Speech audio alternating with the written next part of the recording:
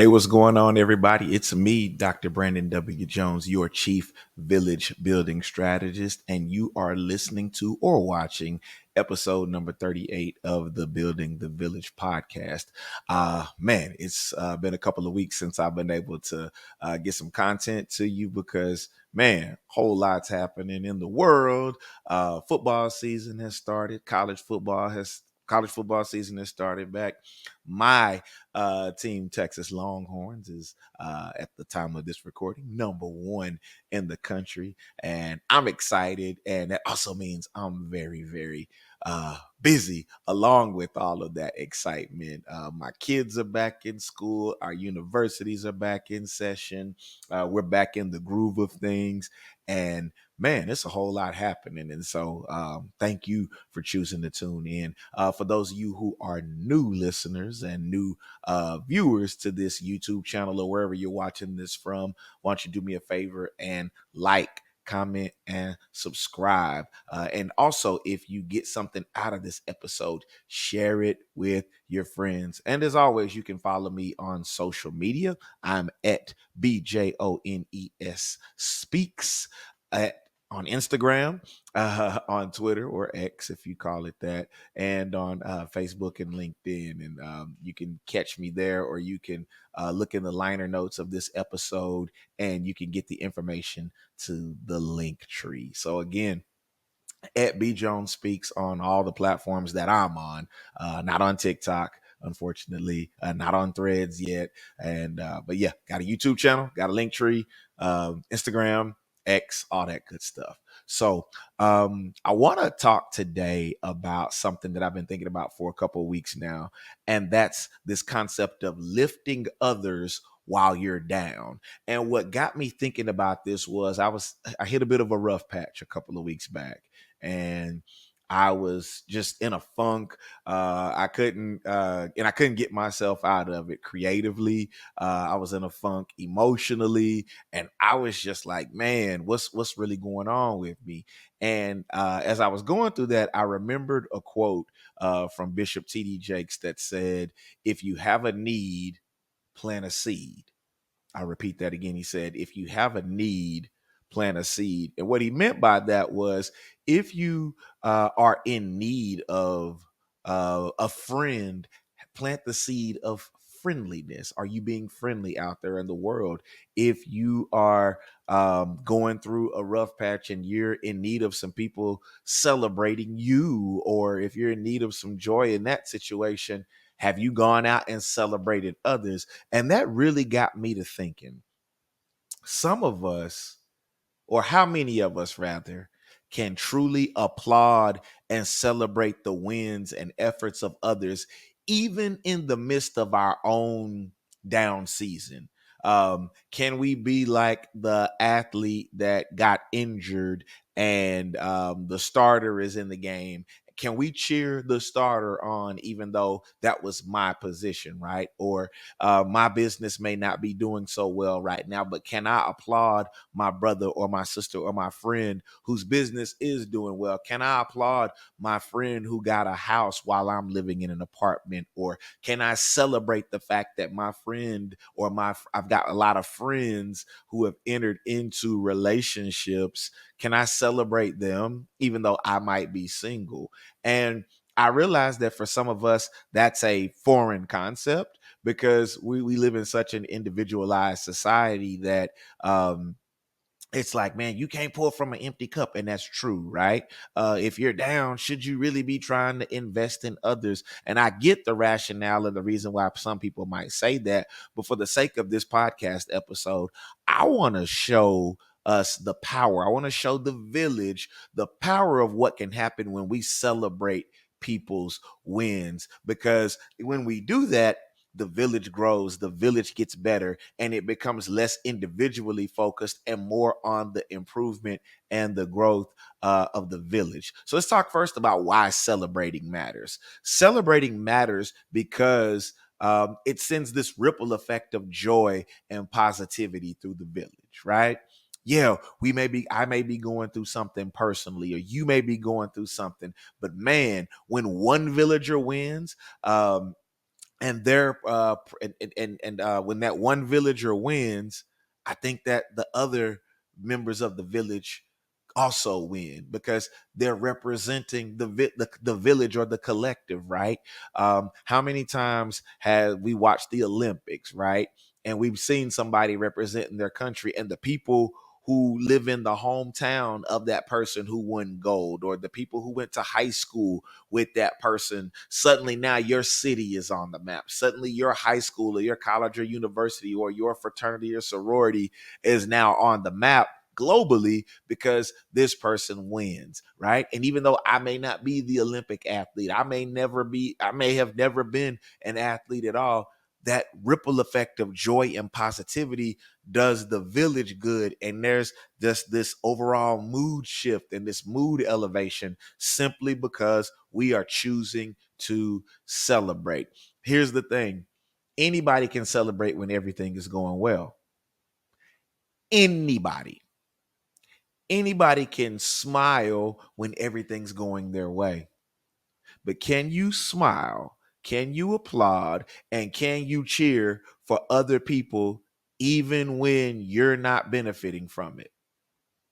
Even if you get nothing from their wins or their victories. See, I work with a lot of Gen Zers, and I also pastor a lot of Gen Zers as well. And one of the things I've learned from studying and watching this generation, not just at work, but also in the world, is that a lot of the times, one of the things that I'm noticing with Gen Zers is this inability to celebrate the victories of others without benefit. Well, they're not paying my bills. They're not doing anything for me. They're not helping me with me being successful. So why should I cheer them on, right?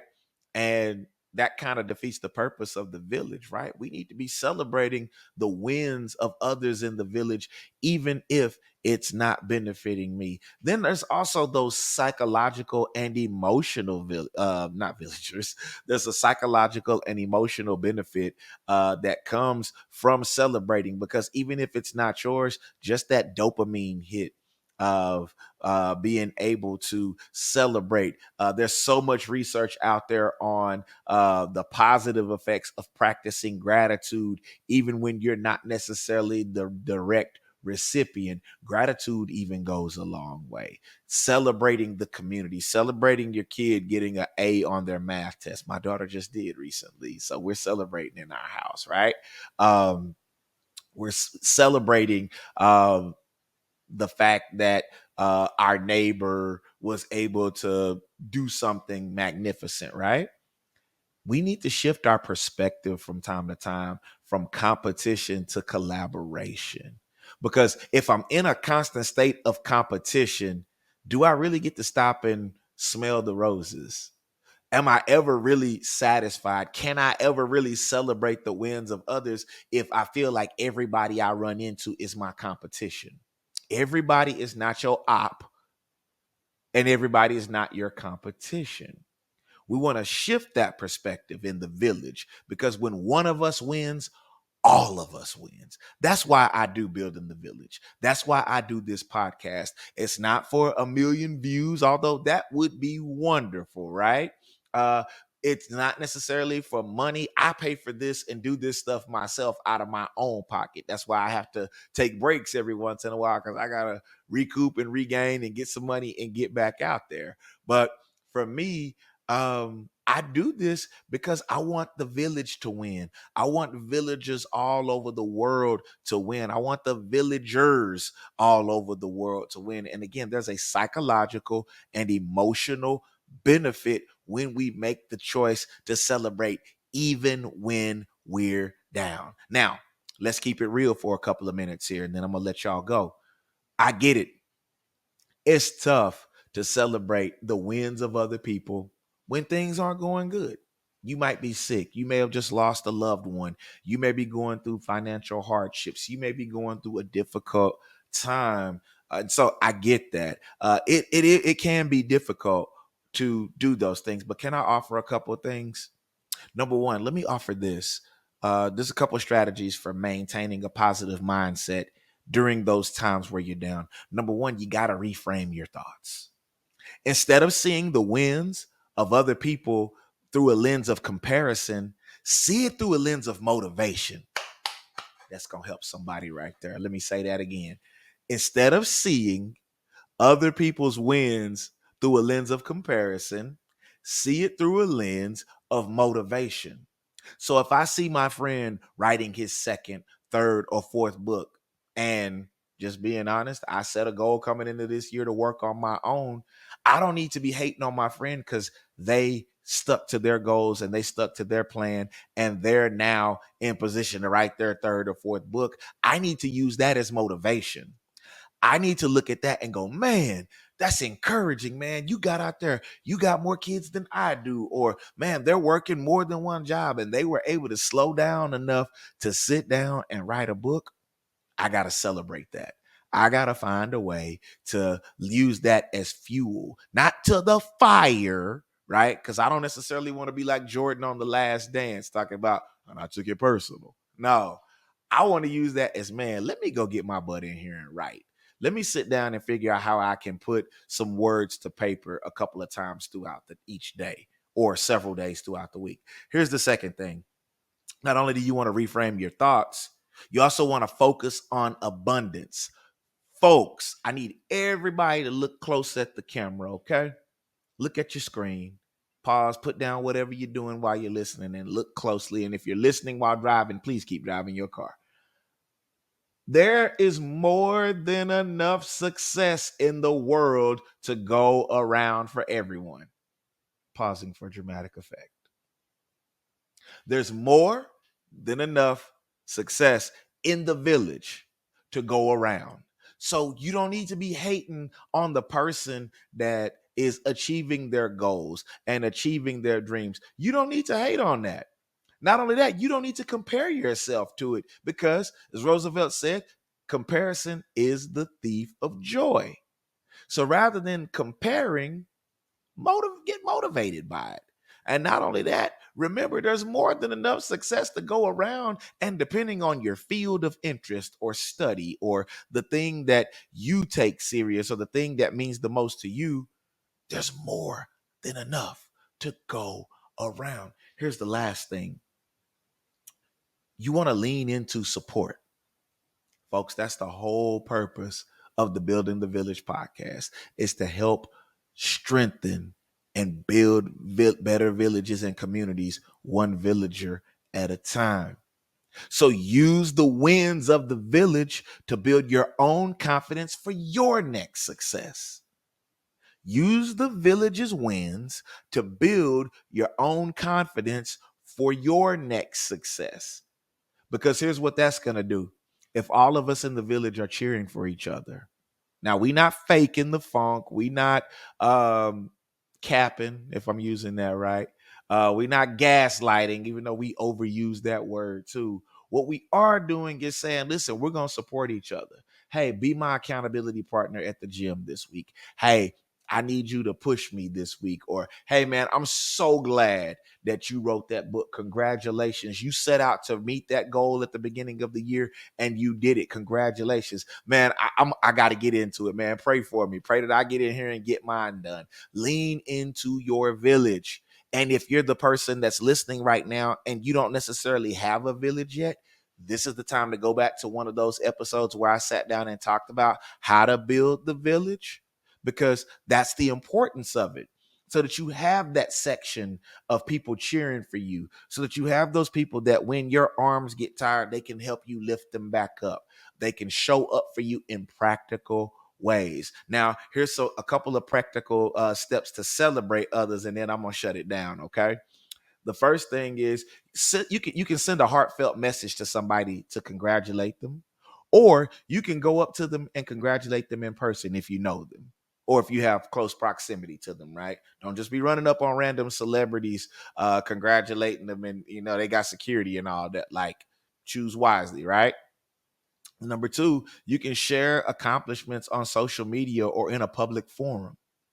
You can say thank you to people out loud. You can meet them in person. You can congratulate them on social media.